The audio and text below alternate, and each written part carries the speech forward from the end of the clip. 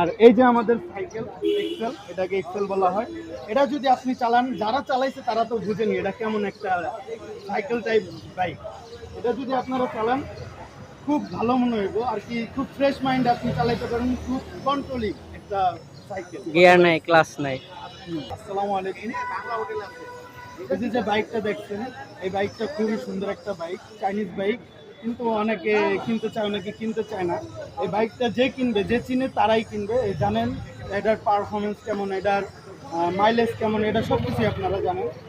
এই বাইকটা যদি আপনারা কিনেন, আমার মনে হয় আপনারা ঠকবেন না, কারণ এটা মাত্র 60,000 টাকায় এত সুন্দর একটা বাইক পেয়েছে।